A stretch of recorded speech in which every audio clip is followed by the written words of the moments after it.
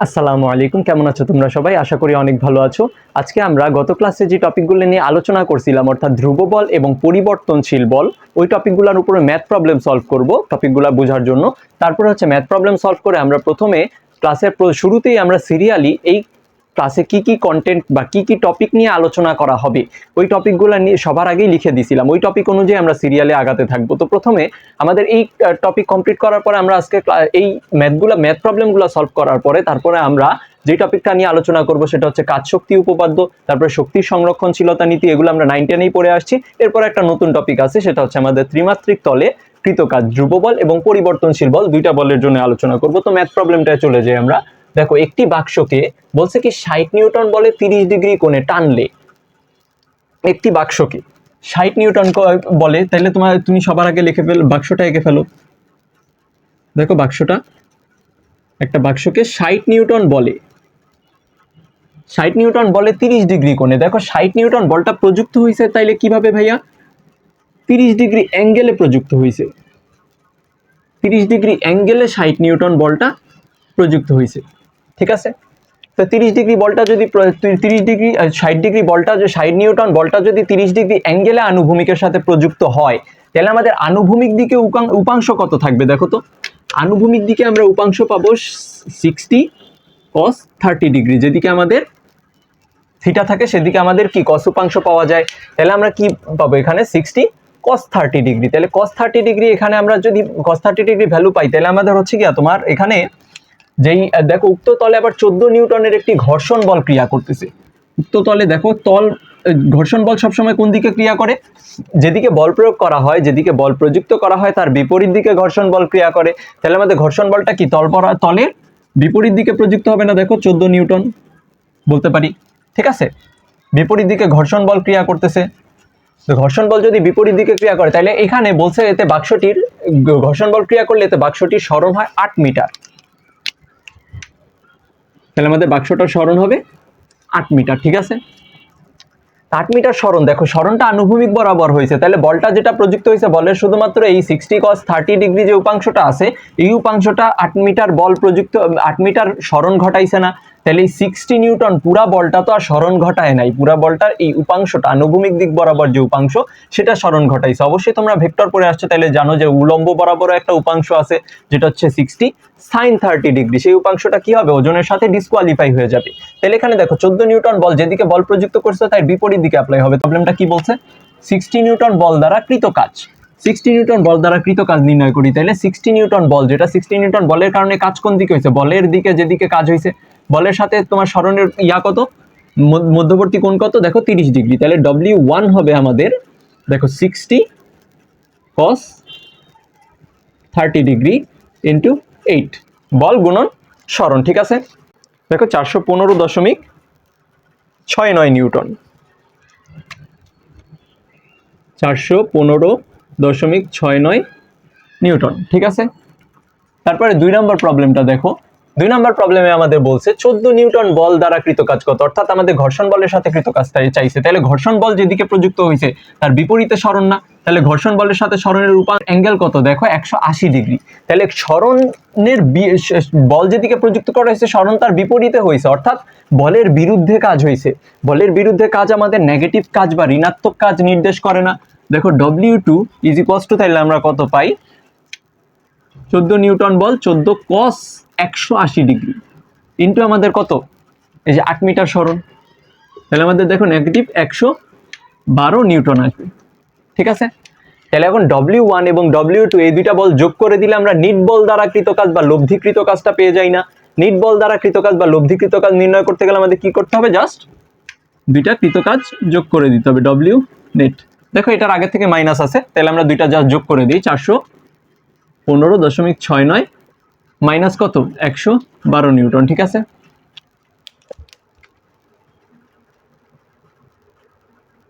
,303.69 Newton.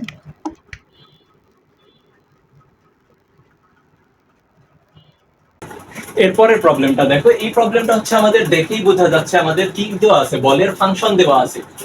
বলের function দেওয়া আছে কি এক্স এর ফাংশন, বল হচ্ছে এক্স এর ফাংশন, তাইলে বোঝাই যাচ্ছে এক্স এর সাপেক্ষে বলটা পরিবর্তনশীল। তাহলে আমরা বুঝতে পারতেছি এই যে যেই বলটা প্রযুক্ত হয়েছে এই বলটা কি আমাদের পরিবর্তনশীল বল। বোঝাই যাচ্ছে পরিবর্তনশীল বলের কথা বলছিলাম না, বলটা কি সরণ এবং সময়ের উপরে ডিপেন্ডেন্ট থাকবে। তাহলে এখানে দেখো এখানে একটি কণার উপর প্রযুক্ত বল বল ফোর্স এক্স এর ফাংশন 6x² + 2 নিউটন। তাহলে কণাটি x = 0 থেকে 0 অবস্থান থেকে x = 2 অবস্থানে সরে গেলে, x = 0 অবস্থান থেকে x = 2 অবস্থানে যদি সরে যায়, বল কত 6x² + 2 নিউটন। তাহলে অবস্থানে সরে গেলে প্রযুক্ত বল কর্তৃক কৃত কাজ কত।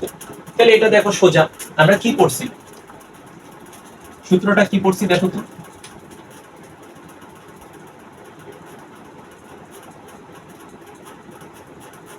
সূত্রটা কি পড়ছি, এখানে দেখো লিমিট দেওয়া আছে না, x = 0 থেকে x = 2 অবস্থান।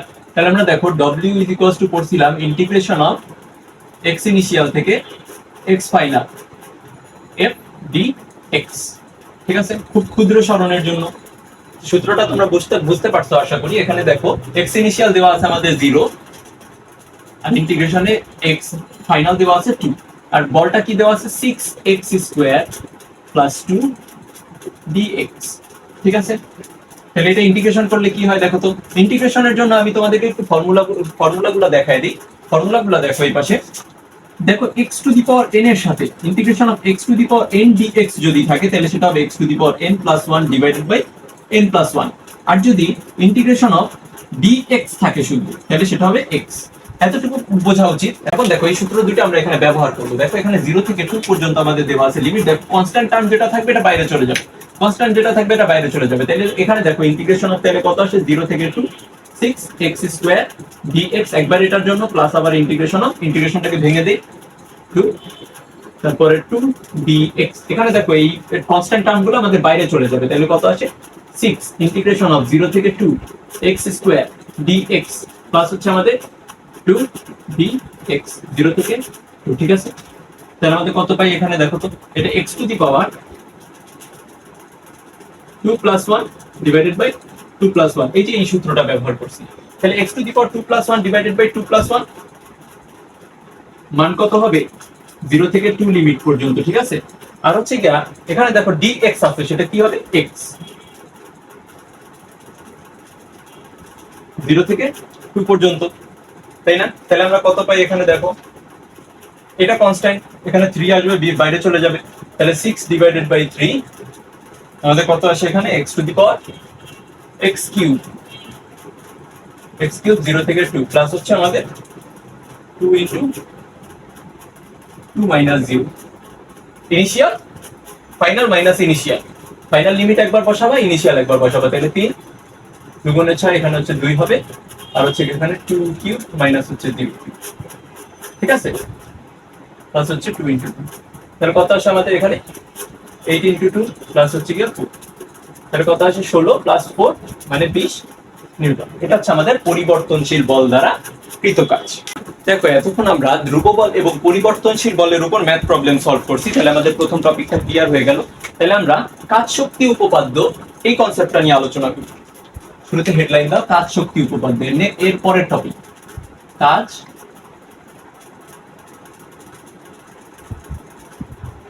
শক্তি উপপাদ্য। কাজ শক্তি উপপাদ্য দেখো আমরা কি করছিলাম, এটার ইয়াতে 9 10-এ থাকতেই পড়ে আসছিলাম। এরকম ধরো একটা বস্তু আছে, বস্তুটা u আদি বেগে চলতেছে, তুমি এখান থেকে বস্তুটার উপর বল প্রয়োগ করলা, u আদি বেগে চলতেছিল, এর মধ্যে তুমি বল প্রয়োগ করলা, বল প্রয়োগ করে বস্তুটার সরণ ঘটালা s, যেখানে বস্তুটা গেল শেষে শেষ বেগ সেটা হচ্ছে v। তাইলে বস্তুটা সরণ ঘটাইছে, বল প্রয়োগ করার কারণে বস্তুটা সরণ হইছে।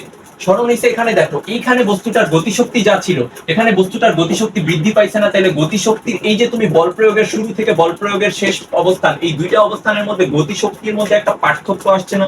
গতিশক্তির যে পার্থক্যটা আছে সেটাই হচ্ছে এইখানকার কৃত কাজের মান, এটাই হচ্ছে আমাদের কাজ শক্তি উপপাদ্য। তাহলে দেখো আমাদের কাজ শক্তি উপপাদ্য আসলে কি হবে, দেখো ডব্লিউ যেটা হচ্ছে কৃত কাজ, সেটা হচ্ছে আমাদের গতিশক্তির পরিবর্তনের সমান হয়, গতিশক্তির পরিবর্তনের সমান। অর্থাৎ এই মোমেন্টে ইনিশিয়াল পর্যায়ে যে গতিশক্তি আর ফাইনাল পর্যায়ে যে গতিশক্তি, সেই দুইটা গতিশক্তি পার্থক্যের সমান। তাহলে আমরা কি লিখতে পারি? W is equals to E K final minus হচ্ছে কি তোমার ই কে ইনিশিয়াল। এটা করলে আমরা গতিশক্তির পরিবর্তন পাবো। এটা হচ্ছে আমাদের কাজ শক্তি উপপাদ্য। তাহলে পরের যে টপিকটা সেটা হচ্ছে দেখি, আমাদের পরের টপিকটা হচ্ছে যান্ত্রিক শক্তির নিত্যতা।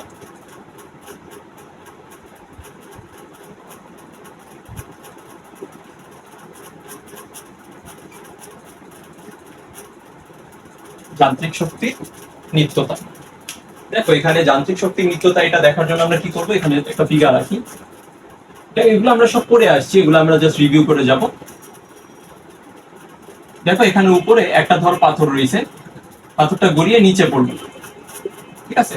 এখন পাথরটা যখন এই উপরে ছিল, এখানে যদি আমি স্থির করে ধরে রাখি, এটাকে যদি এখানে স্থির রাখি, তাহলে দেখো উচ্চতা আছে না, এখানে একটা উচ্চতার কারণে এটার ভেতরে একটা বিভব শক্তি জমা হয় না?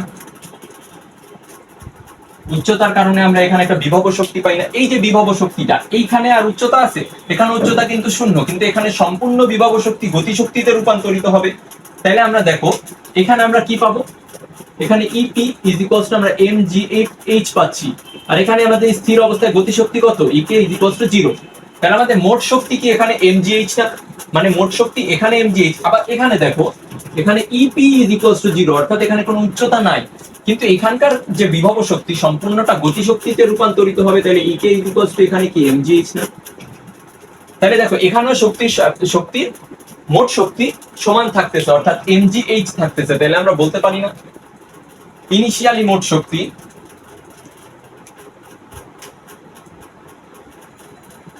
ই initial is equals to E final, অর্থাৎ আমরা বলতে পারি ই কে ইনিশিয়াল প্লাস হচ্ছে গিয়ে EP initial is equals to E K final plus হচ্ছে গিয়ে ইপি ফাইনাল।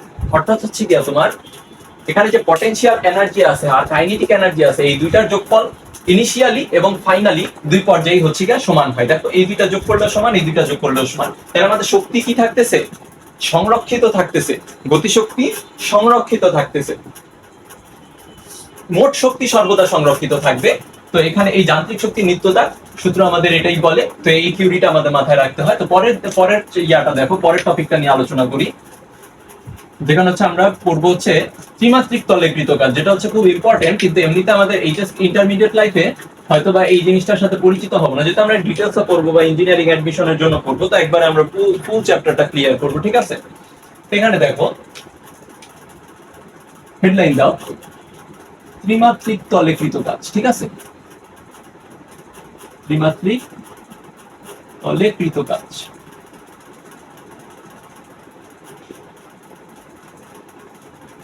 ত্রিমাত্রিক তলে কৃতকাজ, যেটা একবার ধ্রুব বলের জন্য করব, একবার পরিবর্তনশীল বলের জন্য করব। ধ্রুব বল, তো ধ্রুব বল যদি হয়, ধ্রুব বল ত্রিমাত্রিক তলে কাজ বলতে কি আমরা বুঝতেছি না। দেখো এখানে যদি আমি ত্রিমাত্রিক একটা তল আঁকি, এক্স ওয়াই জেড অ্যাক্সিস দিয়া, এক্স অ্যাক্সিস, ঠিক আছে। তাহলে এই বরাবর কোন বলটা প্রযুক্ত হবে? দেখো এফ এক্স উপাংশ না, ধরো এফ একটা বল প্রযুক্ত হয়েছে এখানে, এফ বলটা দেখো ত্রিমাত্রিক অক্ষে প্রযুক্ত হয়েছে। তাহলে এটার এই দিক বরাবর ছায়া পাবো কি এফ এক্স, এদিক বরাবর ছায়া পাবো কি এফ জেড, আর এই দিক বরাবর ছায়া পাবো সেটা কত পাবো এফ ওয়াই। তাহলে আমাদের তিন এফ বলের তিনটা হচ্ছে কি উপাংশ রয়েছে। তাহলে আমরা এফ বলটাকে কি লিখতে পারি? F is equals to F X I plus হচ্ছে কি F X I cap F Y J cap plus হচ্ছে কি এফ জেড কে ক্যাপ।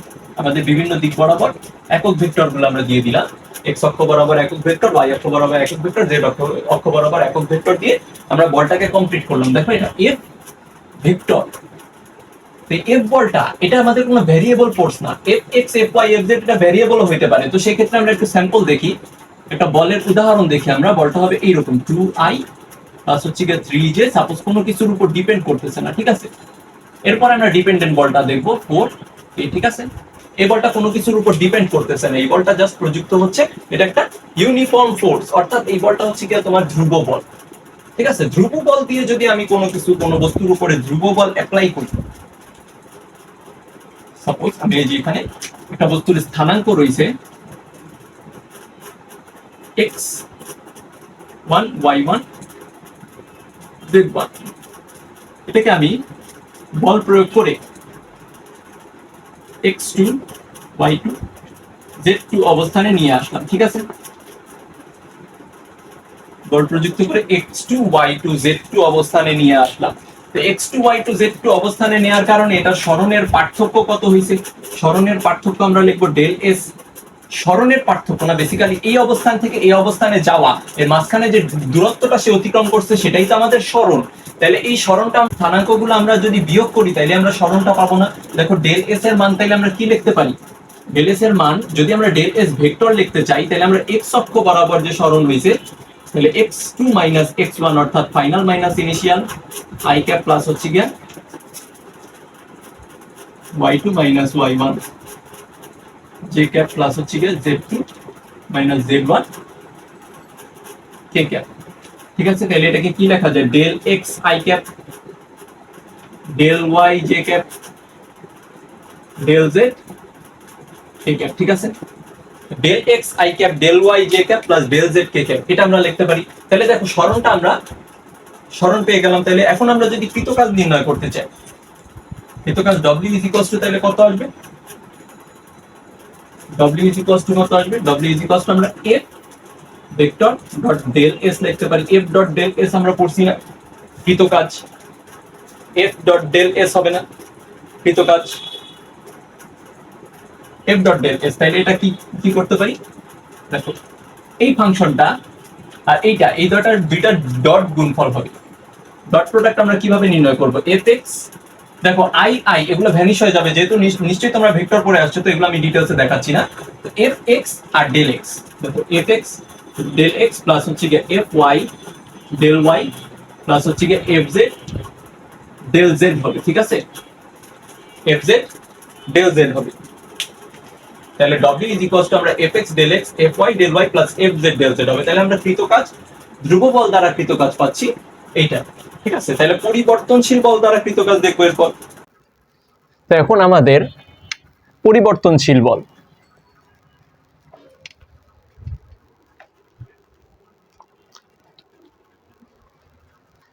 পরিবর্তনশীল বল বেশি মুছে ফেলছি।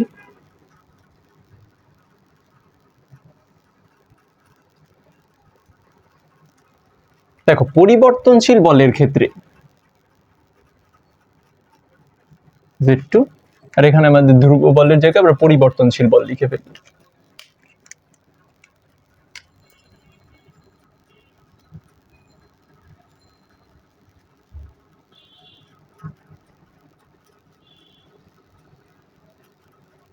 পরিবর্তনশীল বল, পরিবর্তনশীল বলের ক্ষেত্রে আর বলটা এরকম থাকবে না, বলটা হয় সরণ নাইলে সময়ের সাথে ভ্যারিয়েবল হয়ে যাবে।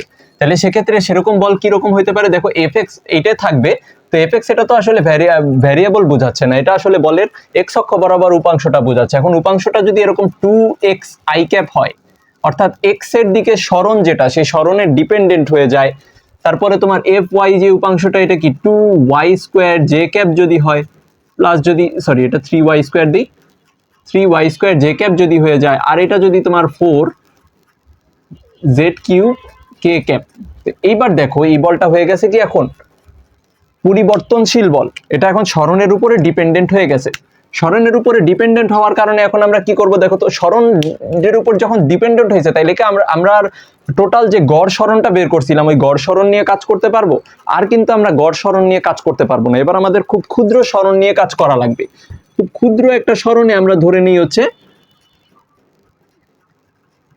বলটা যেটা প্রযুক্ত হয়েছে, সেই বলটা আমরা কি ধরে নিই? ক্যালকুলাস করার সময় আমরা খুব ক্ষুদ্র সরণ ধরে নিই না? খুব ক্ষুদ্র সরণে আমরা মনে করি বলের মানটা কোনো মতে অ্যাকুরেট, একদম একদম অ্যাকুরেট বলে ধরে নেওয়া হয়। তো এরকম একটা ক্ষুদ্র মান ধরে নেই, ধরো তোমার হচ্ছে গিয়ে ds ক্ষুদ্র দূরত্ব। তাহলে ds এটা ক্ষুদ্র সরণ, এর আগে আমরা ডেল s করছিলাম, এবার ds। তাহলে ds কিরকম হবে? ds এর ক্ষেত্রে আমরা কি লিখতে পারি? dx i cap.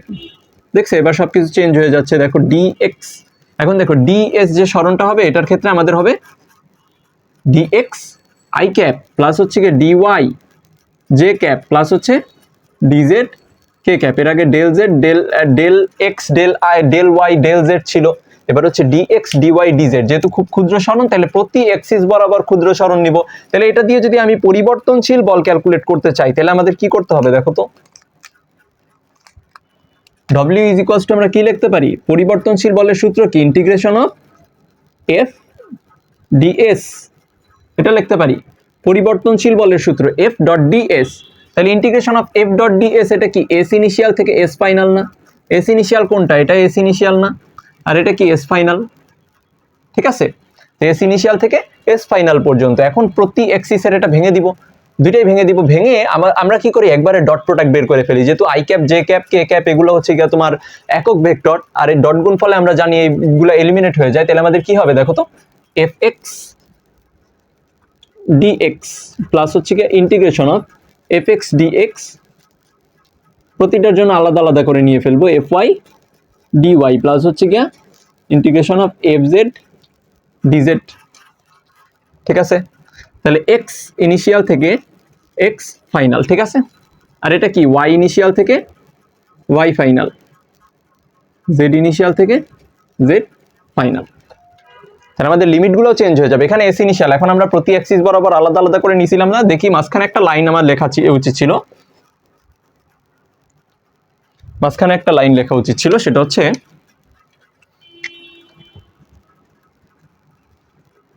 Integration of টোটালটা আগে লিখি, F x DX dot product করে দিই এফ ওয়াই ডিওয়াই প্লাস হচ্ছে গিয়ে এফ জেড ডিজেড, ওকে। তাহলে এটা যদি আমি ইন্টিগ্রেশন করে প্রত্যেকটার জন্য আলাদা আলাদা করে নিই তাহলে হবে হচ্ছে গিয়ে এক্স ইনিশিয়াল থেকে x final f x dx plus হচ্ছে গিয়ে ইন্টিগ্রেশন অফ ওয়াই ইনিশিয়াল থেকে y final f y dy plus হচ্ছে গিয়ে ইন্টিগ্রেশন অফ জেড ইনিশিয়াল থেকে z final f z dz, ঠিক আছে। এটা হচ্ছে কি আমাদের পরিবর্তনশীল বল দ্বারা কৃত কাজ।